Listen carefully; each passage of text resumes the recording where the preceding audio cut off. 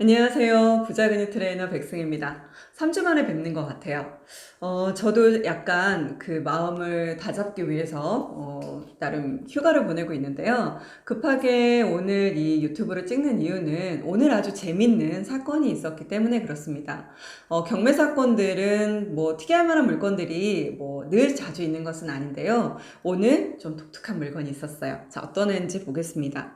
자, 오늘 날짜는 2019년 8월 13일이고요. 8월 13일, 그리고 서울에서 일어난 경매 물건인데요. 오늘 서울중앙법원이 있었고, 서부지방법원에서도 있었고, 그 다음 부산 뭐 이렇게 쭉 있는데요. 그 중에서 우리가 보려고 하는 것이 바로 서울 서부지원입니다. 자, 서울 서부지원에서는요, 오늘 어떤 물건이, 그것도 가장 첫 번째로 매각이 됐는데, 자, 왜 가장 위에 있느냐면, 사건 번호가 가장 빠르기 때문에 그렇습니다.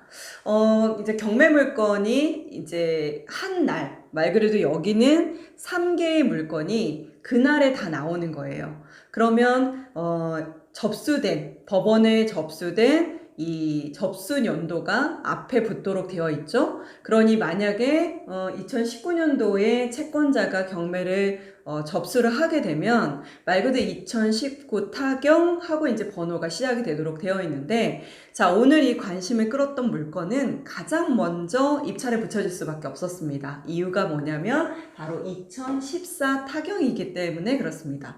자, 그럼 2014 타경이라는 건 무슨 얘기예요? 경매 접수가 2014년도에 됐다는 얘기인 거죠. 자, 그러면 우리는 어떻게 추정을 해볼 수 있느냐면 이 접수 번호가 빨랐어요. 그러면 2014년도에 부동산 경기가 어땠는지를 떠올리시면 됩니다. 아무래도 그 언저리 정도의 감정평가가 됐을 거기 때문에 그렇죠. 그러면 웬만한 분들은 다 이해하실 거예요. 거의 2014년도 하반기부터 시작을 해서 아주 본격적으로 2015년도부터 아파트 가격이 급하게 상승을 하기 시작을 했잖아요. 뭐 대세 상승의 시작이었다고 해도 뭐 틀린 말이 아니죠. 자, 그런데 접수가 2014년도에 됐다고 했으니 가격을 하나도 반영하지 않은, 즉 상승분을 하나도 반영하지 않은 금액이겠구나 라고 생각하시면 됩니다. 뭐가? 감정가액이. 자, 그렇기 때문에 6억 3천이라고 하는 이 감정가액은 지금의 시세로 놓고 본다면 저희가 시세 조사를 하지 않아도 당연히 높을 수밖에 없어 라고 생각할 수밖에 없는 거죠.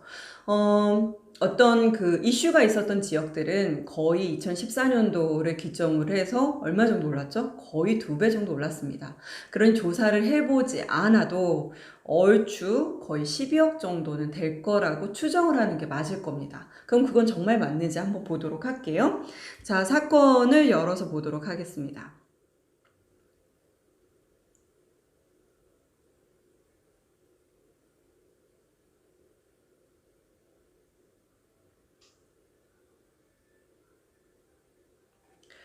네. 2014 타경 9188 사건은요, 주소가 용산구 이촌동 두산 위브 트레지움입니다. 층은 13층이고요. 호는 3호이네요. 자, 13층이 그 해당 층에서 어느 정도의 높이인지 먼저 체크 하나 하셔야 될 거고요. 그 다음 이쪽은 한강과 가까운 곳이니 한강 조망이 가능한 호인가? 3호가? 그걸 한번 더 체크를 해봐야 되겠죠? 자, 어찌됐든 이 물건은요, 감정가액이 6억 3천에 나왔고, 2014년도 정도쯤에는 적어도 아마 매각이 됐어야 될 텐데, 정말 늦었더라도 2015년도에 매각이 됐어야 할 텐데 불구하고 벌써 몇 년이죠? 거의 5년이 흐른 2019년도, 오늘 날짜, 8월 13일에 매각을 한 겁니다. 자, 그러다 보니까 굉장히 많은 사람들이 관심이 있었겠죠. 왜? 일단은 싸게 낙찰을 받을지도 모른다라는 희망감이 있는 거죠. 제가 지금 경매는 거의 한 10년 정도쯤 됐는데요.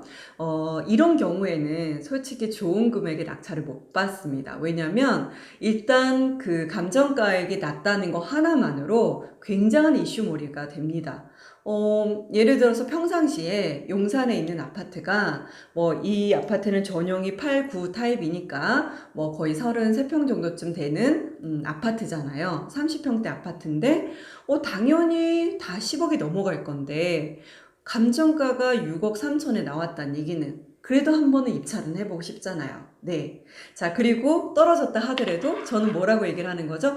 나 동부 말 그대로 용산에 있는 아파트에 요번에 입찰했어. 그런데 떨어졌어. 이렇게 얘기할 수 있잖아요.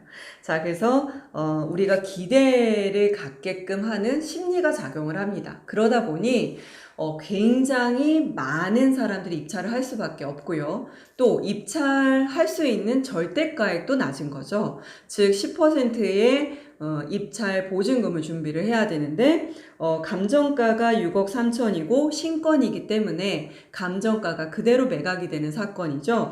자, 그러면 보증금, 말 그대로 입찰을 위한 입찰 보증금액은 신건, 말 그대로 감정가액의 10%일 거기 때문에 6,300만 원만 있으면 용산에 있는 아파트를 제가 입찰을 해볼 수 있는 거죠. 자, 그러기 때문에 진입이 높아서 시장 진입이 높아서 할 수 없었던 분들조차도 해볼 수는 있는 상황이 되는 거죠. 자, 그래서 아마도 입찰자는 굉장히 많았을 겁니다. 자, 그러면 정말 많은지 한번 볼까요? 자, 입찰자가 몇 명이었느냐면 자, 오늘 8월 13일에 감정가 6억 3천으로 시작을 했는데 자, 이름은 이제 가려져 있죠? 몇 명이? 81명이 입찰을 했습니다. 굉장히 많은 건이죠. 서울에서 제가 많은 건을 겪었던 거는 48명이 가장 최고였었어요. 연신내에 나와 있었던 건물이 굉장히 좀 좋은 건물이었고, 그것도 역시나 거의 30억 정도의 감정평가 혹은 그 정도의 시세인데 감정평가가 거의 한 16억 정도에 나왔나? 그랬습니다. 자, 그러다 보니까 똑같은 심리가 작용을 해서요. 10몇 억이 넘어가는 부동산이었는데도 불구하고 46명이 입찰을 붙은 거죠. 자, 그래서 이 아파트도 너무나도 좋은 아파트이기 때문에 80명이 입찰을 했고요. 자, 그리고 낙찰가는 어떻게 됐어요? 자, 낙찰가는 낮나? 그렇지 않죠? 얼마죠? 11억 5,300에 낙찰이 됐습니다. 자, 그러면 낙찰 가율로만 따지고 보면 이 100%가 6억 3천이었으니까 11억 5,300이라는 금액은 당연히 감정가 대비 높을 수밖에 없겠죠. 그러니 낙찰가율이 183%를 기록을 하게 됩니다. 자, 그러면 굉장히 비싸게 주고 샀느냐? 그렇진 않아요. 여기에 지금 시세를 조사를 해보면 한번 실거래가 열어보도록 할까요? 여기는 실제로 호실이 많지는 않습니다. 이 84 타입에 해당하는 애가 83세대인데요. 전체 세대수가 84세대밖에 되지는 않아요. 자, 그러다 보니까 지금 13층 정도 되는 걸로 해서 이 라인 한 6개인가요? 였나요? 뭐 이렇게 라인별로만 해서 13개 층만 이렇게 쭉 있는 그런 형태인 거죠. 자, 그러다 보니까 어찌 보면 한 세대만이 25평형이고 나머지는 다 이 34평형 타입입니다. 자, 그러면 거래가 생각보다 많지 않을 수 있겠구나 한번 추정을 해보셔야 될 것 같고요. 자, 그래서 89제곱미터의 전용을 쭉 보니까 가장 최근에 있었던 게 여기서는 2017년도 12월이라고 이렇게 나와 있는데요. 다른 곳에 나와 있는 데이터로는 언제가 거래가 된 걸로 나오느냐면 2018년도 1월 달에 한번 거래된 게 있어요. 자, 이게 9억 3,500에 10층이 거래된 걸로 나옵니다. 자, 그 이후에는 거래가 없어요. 그러니까 2017년도 12월로 따지나 2018년도 1월 달로 따지나 적어도 한 2년 정도는 거래가 없었습니다. 자, 그러다 보니까 가장 윗금액대로 추정이 되는 것들은 적어도 2년 전에 그래도 9억 후반대 정도까지는 갔었구나 하고 이렇게 추정만 할 수 있을 뿐이에요. 자, 그러니 실거래가는 그닥 도움이 되지 않기 때문에 시세, 즉 매물을 체크하는 방법밖에는 없겠죠. 자, 근데 매물을 체크를 해보니까요. 위치부터 한번 볼까요? 위치는 여기 있습니다. 위치는 어디냐면 네, 너무 좋은 곳이죠. 네, 바로 뒤에 용산이 있고요. 네, 앞으로 이제 개발이 돼서 굉장히 크게 공원화가 될 용산공원이 있고, 그 다음에 아직 개발 계획이 완벽하게 다시 수립이 된 것은 아니지만 뭐 용산역이 가까이 있고요. 자, 그 다음에 도보로 가능한 지하철역은 바로 이촌역입니다. 자, 그러면 이촌역까지 어느 만큼의 거리냐면 한번 재볼까요? 두산 입구로부터 걸어갔다고 치더라도 네, 500m 정도의 범위고요. 도보상으로는 한 10분 정도쯤 걸리는 아이입니다. 자, 부동산입니다. 자, 그러다 보니까 위치 좋고요. 그 다음에 앞라인 쪽으로 아마도 호에 따라 이 한강이 조망이 될 수 있는 여지가 좀 열리는 건데요. 자, 두산 이부는 총 84세대라고 되어 있고요. 자, 층이 몇 층까지 있는 거예요? 네, 13층이 가장 최고의 층입니다. 자, 그러면 1303호였으니까 1, 2, 3. 자, 요 라인이네요. 자, 그러면 3호 라인 앞쪽으로 뷰가 열리는지를 한번 이렇게 쭉 봐야 될 건데 내려볼게요. 자, 그런데 앞에 동부센트레빌이라고 하는 아파트가 있고, 자, 이 아파트의 높이는 25층입니다. 자, 그러다 보니까 내가 가지고 있는 요 뷰 안에서 훨씬 2배나 높은 아파트가 시야적으로 가리는 거죠. 자, 그러다 보니 뭐 틈새 부분으로만 이렇게 한강이 조망이 되는 그런 뷰일 것 같아요.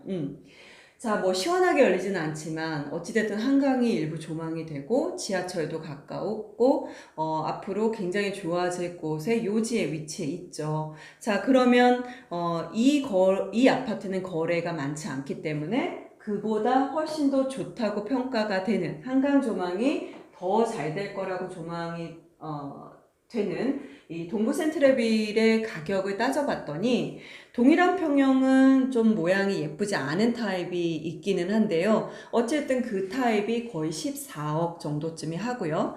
그 다음 그 윗단계인 40평대 애들이 거의 15억에서 18억 정도를 구가를 합니다. 자, 그래서 지금 두산에 매물로 나와 있는 애가 하나가 있는데 11층의 물건인데요. 이 물건이 약 11억 5천 정도쯤의 가격을 달고 몇 달째 계속 이 물건만 나와 있는 상황이에요. 자, 그렇기 때문에 가격을 절대적이라고 평가하기는 어렵지만 주변의 시세를 고려하였을 때, 그리고 위치와 노후도를 고려하였을 때는 뭐 적정한 수준이라고 생각이 듭니다.